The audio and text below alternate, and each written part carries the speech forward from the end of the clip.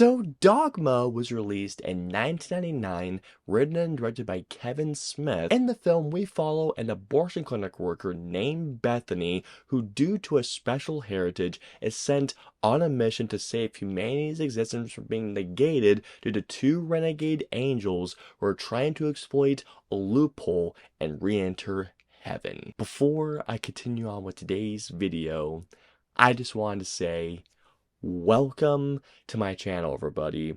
For those of you who are coming by my channel for the very first time, be sure to hit the subscribe button to not miss a future video, whether it's a future review, a reaction, a top 5, top 10, or whatever I've coming your way, and join me on my journey to 10K subscribers and beyond, because believe me when I say this, guys, you are not going to miss the cool stuff I have coming your way.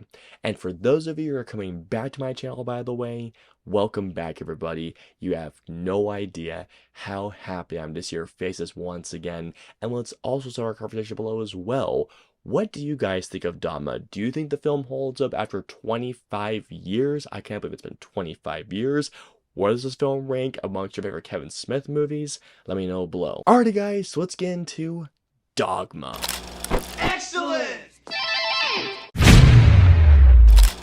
When it comes down to my video on Dogma, this isn't going to be a normal review. I mean, I know it says movie review in the title, and also it says movie review in the thumbnail. Since that Dogma is being re-released in theaters, by the way, which I cannot wait, even though I'm not going to be in town for a specific reason. But regardless, guys, since that this movie is being released for its 25th anniversary, I wanted to ask one particular question instead. Does Dogma hold up 25 years later? And in my personal opinion, yes, that absolutely does. For those of you who are going to see this movie in theaters, it will be remastered in 4K, which, by the way, is what I mentioned really quick. I was given a screener link to watch this movie in 4K, and we'll talk about the color aspects, the cinematography, which, I mean, I wouldn't normally talk about for a Kevin Smith movie, but since this movie was shot by Theodore Shapiro, you know, the same cinematographer who shot Wes Anderson movies, which blew my mind upon discovering that, even though I've seen this movie plenty of times, regardless, guys. Something that I discovered about Dogma in my most recent rewatch is that this movie is a lot more of a thoughtful Kevin Smith movie along the sides of, let's say, Chasing Amy, which, if you guys haven't seen my review of Chasing Amy, that's my favorite Kevin Smith movie. One of the biggest reasons why this movie most definitely holds up is because not only does this movie have a fantastic cast, but all the cast give great performances. There were some names in here that when I saw them recently, I just thought, this guy's in a Kevin Smith movie? Not only is Alan Rickman in this movie, and Alan Rickman is fantastic in this movie, George Carlin, who, I love the joke that they have an atheist playing a Catholic priest. I think that's absolutely hysterical. Chris Rock is in this movie, and not to mention as well, Ben Affleck, who is a Kevin Smith collaborator, a very frequent collaborator is, but not to mention as well, Matt Damon's in this movie. Matt Damon and Ben Affleck, their scenes in this movie are so damn good. Linda Fiorentino as Bethany, I thought was great in the film. I can't imagine a person in those shoes, if they were to be asked to save humanity, the daunting and the colossal task of literally saving humanity from being wiped out by two angels. One of my favorite sequences in this movie is when Bethany is just being frustrated. She is psychologically and emotionally exhausted. She's saying, you know what, guys, fuck this, I'm getting out of here. Ben Affleck, if you ask me, easily gives one of his best performances in this movie. Ben Affleck is so good in this movie as an angel that just wants to go home, but in the process, he becomes a monster that is even willing to undo humanity's existence just for the sake of him not feeling love, of him just wanting to go back home after he was cast out. Someone else that I gotta talk about is Alan Rickman, who I gotta say, rest in peace. I mean, I know I've said rest in peace went to the Harry Potter reviews, but I must say it again. Alan Rickman was one of the greatest actors who ever lived. That man had such a screen presence, and by the way, his introduction here is hysterical. Alan Rickman's comedic timing, and of course, his dramatic acting in this movie, especially when it comes down to one of my favorite sequences of the entire film, That's the scene where Bethany is just losing it, and she is just going to God, why me?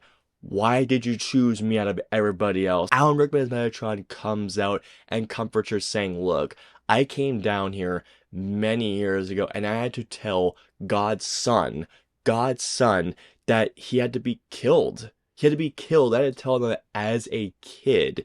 If I could take that back, I absolutely would, but it is something that I had to tell him. This movie, to me, if you ask me, is one of the most well-written sequences in Kevin Smith's career. Two more performances that I want to talk about really quickly: Salma Hayek as Serendipity and Jason Lee as Azrael. Another particular reason why Dogma holds up so well is because of Kevin Smith's writing and directing. For those of you who have seen Kevin Smith's entire filmography, Kevin Smith is known for making stoner comedies with a big sense of potty mouth humor, very crass humor, and sometimes some very offensive humor that admittedly it makes me laugh. Out of all of Kevin Smith's filmography, if you ask me, there are two films that Kevin Smith has made into which I went out not just smiling and laughing, but I came out really thinking about those movies and what Kevin Smith is doing with the writing in those movies. One of which being Chasing Amy, which if you guys have seen my review of that film, I absolutely love that film. It's one of my favorite romance movies of all time. The other film that, if you ask me, definitely has some of his best writing is Dogma. Throughout the film, it is very clear that Kevin Smith not only has questions and has some things to say about Catholicism, but also faith and religion as well. Does the film most definitely have Kevin Smith's signature brand of potty mouth humor, crass humor, the foul language? Absolutely yes. What Dogma also showcases very well is when Kevin Smith puts a lot of thought into the thematics of what he's trying to tackle, or in this case, like I just mentioned you guys earlier, faith and religion, and what he wants to talk about with religion. For those reasons, if you ask me, I really do think that Dogma is easily one of Kevin Smith's more thoughtful films. I mean, don't get me wrong when I say this to you guys. I imagine that Kevin Smith definitely put a lot of thought into Clerks 2, Mallrats, and not to mention Red State, which, by the way, I find that film highly underrated. His two best films to me are Chasing Amy and Dogma, because at least to me, that is some of his more thoughtful films where I left those movies not only laughing and smiling, but actually, leaving with some thoughts, maybe some like thought-provoking things as to what Kevin Smith was tackling in those said films. Another particular scene that I absolutely love about Dogma is when Matt Damon and Ben Affleck are at that board meeting. I think it's the movies board meeting. The board meeting scene of this movie is so good, how Ben Affleck points out everybody's transgressions, their sins, and the song.